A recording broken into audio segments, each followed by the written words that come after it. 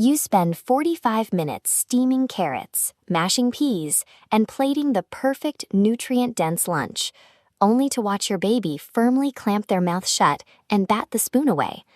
The immediate parental reaction is often panic. You worry that missing this one sitting will cause their weight to drop, their growth to stall, or their delicate brain development to suffer. But breakfast at 8, lunch at noon, and dinner at 6 are human inventions. We schedule our meals by the clock to fit our work and social lives. An infant, on the other hand, operates entirely on immediate biological necessity. Because they run on internal cues rather than social constructs, judging your baby's nutritional intake on a strict meal-by-meal basis relies on a completely inaccurate timeline. To accurately track infant health and preserve your own peace of mind, the measurement window needs to be expanded.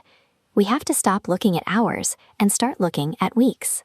Unlike adults who maintain a relatively steady maintenance diet, a baby's caloric requirements fluctuate wildly from day to day, depending on exactly what is happening inside their body. The most common appetite disruptor is teething.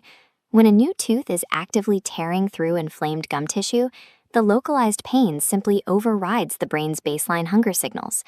The physical act of chewing becomes highly uncomfortable, prompting the baby to reject food entirely. Another major factor is the space between growth spurts.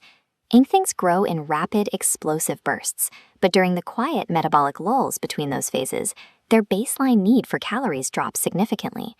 The brain also redirects resources based on cognitive development. If a baby is concentrating intensely on acquiring a new, complex motor skill, like rolling over or crawling, that intense focus can temporarily suppress their biological drive to eat. When your baby refuses a meal, their system isn't breaking down. A skipped meal is usually a direct indicator of a highly accurate biological feedback loop telling them they just don't need energy right now. This chart shows how pediatricians assess infant nutrition.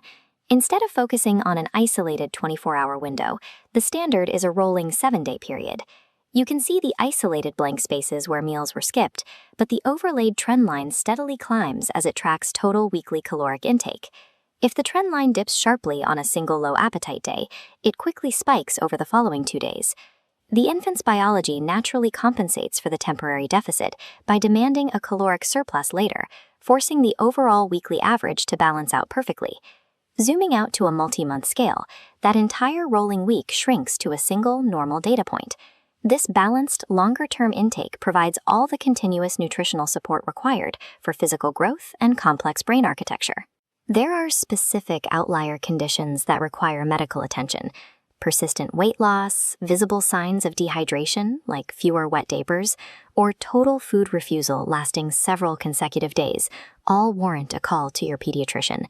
But absent those red flags, evaluating your baby's health means trusting the long-term data trend. Reacting to a single skipped lunch is overanalyzing a normal statistical anomaly. The danger of that overreaction happens at the table. If a parent reacts with visible anxiety or frustration when a meal is refused, the situation immediately shifts from a simple biological event to a complex psychological one. Child development experts call this serve and return communication. A baby closing their mouth and turning their head is the serve. The way the parent responds in that exact moment is the return, and it teaches the infant how to feel about eating. When parents feel anxious, they often create pressure. They might try to distract the baby with toys, use coercion, like the airplane spoon, or physically encourage just one more bite to feel like the meal was successful.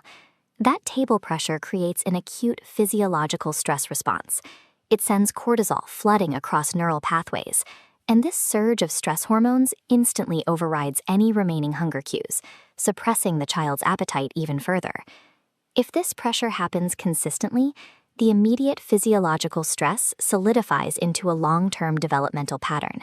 The infant's brain begins to wire a permanent, anxiety-driven psychological association with the dinner table and with food itself. The scientifically backed alternative to pressure feeding is a framework called responsive feeding. This strategy relies on establishing a strict division of responsibility between the adult and the infant at mealtime. In this model, the parent has exclusive control over 2 specific variables, determining exactly what nutritious foods are offered and deciding when the meal occurs. This chart shows the other half of the equation. Once the meal is served, the child has exclusive control over if they eat the food provided and exactly how much they choose to consume. When your baby refuses a meal, the precise execution of this strategy requires staying emotionally neutral. You smile, calmly remove the food without making a fuss, and importantly, you do not immediately offer a substitute snack. By letting go of the meal-by-meal micropanic and adopting this responsive framework, you allow their biology to regulate their appetite. Letting them skip a meal today secures a healthy, stress-free psychological relationship with nutrition for the rest of their life.